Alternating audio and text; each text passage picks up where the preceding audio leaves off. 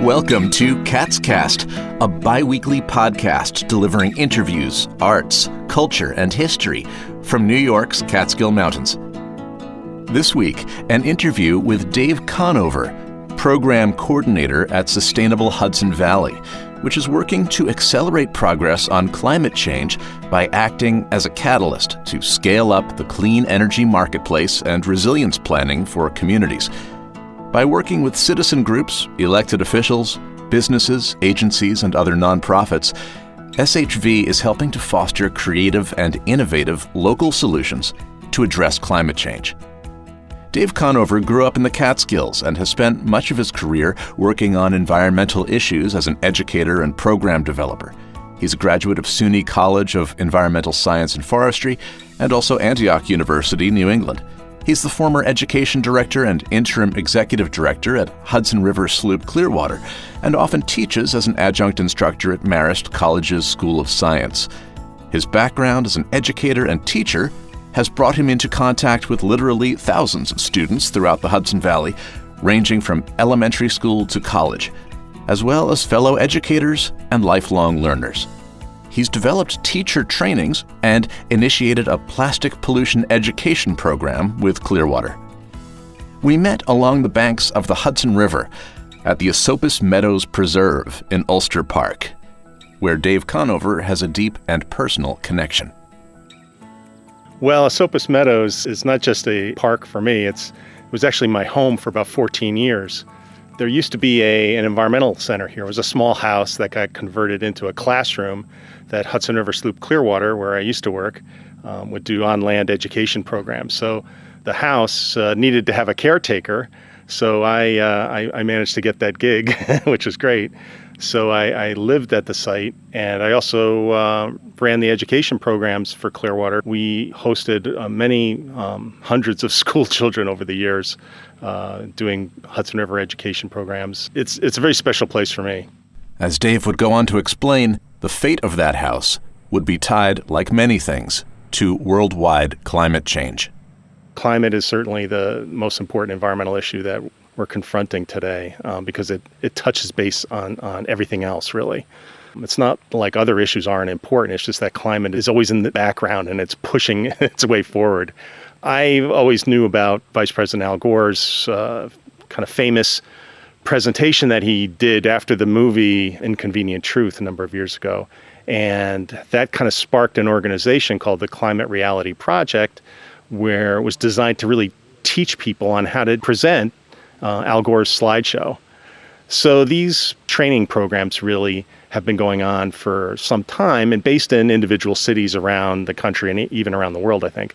But once COVID-19 really got going, they had to cancel all those training programs. So they did one online, and it had over 10,000 participants. So it was about 9 days worth of training, a great way to network with folks all around the world. You know, I've been talking about it for many years, but a lot of folks who haven't been teaching climate change, you know, this is their first time. So they were really getting an understanding about how to have conversations with folks. One of the aspects of the program, which I appreciated, was they asked everybody to create their own personal climate story as a way to reach out to folks. So I was challenged to do that myself. And, you know, here at Esopus Meadows, there is no little house here anymore. And the reason there's no little house here anymore is because of something folks in the Catskills remember quite well, something called Hurricane Irene. And it was about 9 years ago, right about now, right about this time of year, late August. Many Americans are still at serious risk of power outages and flooding, which could get worse in the coming days as rivers swell past their banks. So I want people to understand that this is not over. Response and recovery efforts will be an ongoing operation, and I urge Americans in affected areas to continue to listen for the guidance and direction of their state and local officials. Just devastated the Catskills with vast amounts of rain, I think over a foot of rain in some places. And the Hudson is connected to the Catskills through the watershed. So after devastating the towns in the Catskills, all that water rushed into the Hudson River and was really heavy, muddy water. and it flooded this whole area around Esopus Meadows, including the little house where I was living. It flooded the house. Then when the waters finally receded, everything was mud. There was mud everywhere. And I knew this was like Catskills mud, really. So I was, very upset about all this, and I was hoping we'd find a way to keep the house alive and be able to still do programs here and be able to still live here for myself. But Scenic Hudson, which owned the house and they managed the park, they really were understood that this was no longer sustainable.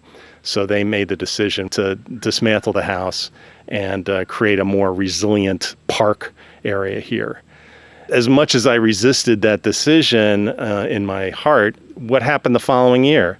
We had Hurricane Sandy. All of us have been focused on one of the worst storms in our lifetimes. And we're awed and we're humbled by nature's destructive power.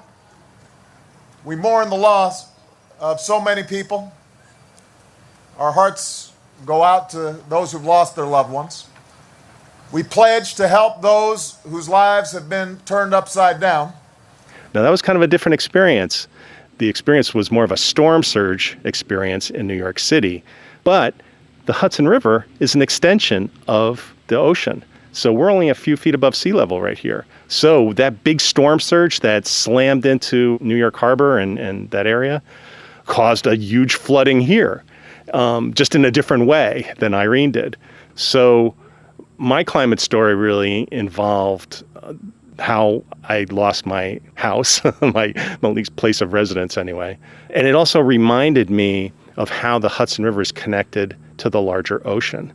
The ocean is getting warmer. I mean, we know that. And the Hudson River is getting warmer. And warmer ocean is basically fuel for stronger storms. And that's pretty well established. So climate change is an accelerator in many ways. It just presses everything forward and makes it harder to adjust after a big storm, or even a wildfires that we're seeing out in California, or the devastating fires that ravaged Australia last year.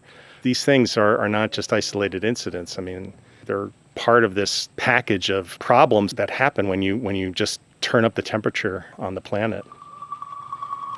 What happens on one side of the world has wide-reaching effects, some of which come back like a boomerang. A trip to Greenland punctuated this worldwide interconnectedness.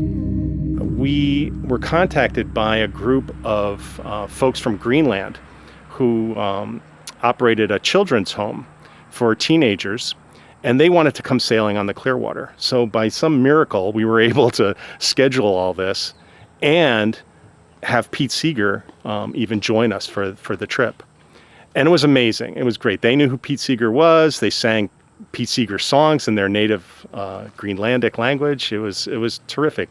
They had such a great time that they even came back the following year to do it again. And I kind of talked my way into doing a trip over to Greenland myself. And they said, well, yeah, sure, come on over. We'd love to have you. If you can figure out how to get to where we are, you're welcome to stay there. So I did. I figured it out. And I kind of tagged along with a group of Dutch artists who were going to be doing a climate change awareness project in the very community where these kids who had sailed with us were from. And this is like over 300 miles north of the Arctic Circle. But the climate story part of that intrigued me so much was the fact that, of course, Greenland is melting right now. I mean, it's melting much faster than people had originally thought that it would. And any sea level rise that results from a melting Greenland is going to be impacted here eventually in the Hudson Valley, in the Hudson River in particular, because we're an estuary here. This part of the Hudson is an estuary. It rises and falls with the tides. Communities who live along its shore, of course, depend on the Hudson River. It's tourism is a very important element of the economy here. And also communities get their water supply from the Hudson as well, like Poughkeepsie, for instance. So a surging ocean from sea level rise is going to have dramatic impact, not just on the infrastructure here, but on habitat and water supply and all those sorts of things. So the story of how pollution, mainly from the industrialized world, is impacting areas far away and affecting the traditional life of Greenland citizens who are seeing their shifting baseline, right? They're used to what Greenland is supposed to be in the wintertime. And that's now changing, and it's changing very rapidly. Shifting baseline is a concept we can relate to right here in the Catskills. My experience living in the Catskills is, I think, probably different from somebody who was growing up in the Catskills today. When I was growing up in the Catskills, and this is, we're talking like 1970s here, right? When I walked around out in the woods or in the fields, I never thought twice about ticks. I never had picked up a tick any time that I can recall growing up.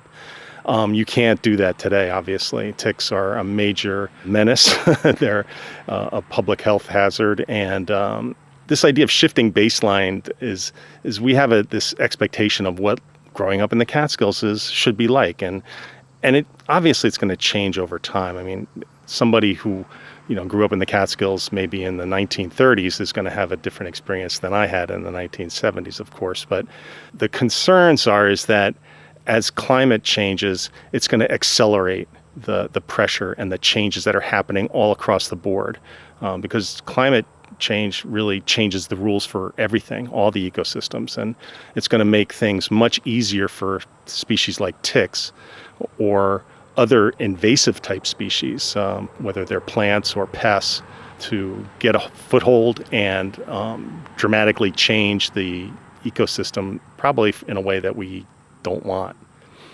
The deer tick is not an invasive species, it's native to North America, but its ability to establish itself further north has increased because, well, it's not as cold as it used to be, right? And so ticks can shift their ranges further north. And there's new species of ticks that have arrived in the Hudson Valley over the last few years too. So those are all just added things that we're going to have to cope with as we're dealing with how to adjust to climate. We know the problem, and knowing the problem is maybe just 10% of the issue. Really, the other 90% has to do with being able to figure out how to address the problem and actually doing it, actually implementing it. There's a strong link between being exposed to air pollution and your vulnerability to being severely ill from COVID-19. And people who are living in environmental justice communities are often folks who are being exposed to air pollution at a much higher level. So they're more vulnerable. Addressing climate issues can really help on a lot of different levels. And we're really trying to emphasize to folks that these technologies are not newfangled, they're not niche, they are really mainstream. And there's an effort right now in New York State to essentially electrify our economy and decarbonize it. So instead of thinking about getting energy from burning things, we're thinking more about generating electricity through things like solar and wind, and using high energy efficient products like heat pumps and things like that to heat our homes. So we're promoting that idea. It's a marketplace initiative. We're trying to connect folks to opportunities that area contractors are offering to install heat pumps, and also people can do community solar energy. That'll give you a discount on your electric bill, and you're also helping to reduce, again, your carbon footprint. New York State is on board with this. They're trying to make this part of our economic future by having goals such as 85% reduction of greenhouse gases by 2050 and 100% carbon-free electricity by 2040 and 70% renewable energy by 2030. So Sustainable Hudson Valley, working with communities like Marbletown to create a 100% renewable energy plan. We're doing things like that. This is a way to help make a difference. It's important to take individual efforts. It's important to take efforts in your life, not because that individual effort is going to be the turning point in changing the dynamic here, but what it does is you're sending yourself a message. When you start to do a compost in your house and take that kind of food waste out of the waste stream, that's a little bit of a help to help reduce the waste stream and reduce carbon. Maybe you want to plant a pollinator garden in your backyard. That's another thing. Or a rain garden or rain barrels to help capture runoff, that sort of thing. Is that individual thing going to change the way of the world? Not necessarily, no. But it changes you, and it's a model for maybe your neighbors. And then, of course, there's the bigger picture, because we need government leadership, right? We need folks to be involved on whatever level they're comfortable being involved in. So obviously voting is important, and just making your concerns known to the elected leadership. We love this area. We love the Hudson Valley. I love the Catskills. I love the Hudson River. And, I want this place to be the kind of place that folks want to come to and enjoy for hundreds of years. We have this window of opportunity still to make a difference. To learn more, follow Sustainable Hudson Valley and check sustainhv.org for dates of upcoming webinars. Thanks to our sponsors, Sustainable Hudson Valley and the 52-mile Catskill Mountains Scenic Byway, following New York State Route 28 through the heart of the Central Catskills. For maps, itineraries, and links to area restaurants, shops, and accommodations, visit sceniccatskills.com. Catscast is a production of Silver Hollow Audio. Please don't forget to subscribe, and we'll see you again in 2 weeks. I'm Brett Barry. Thanks for listening.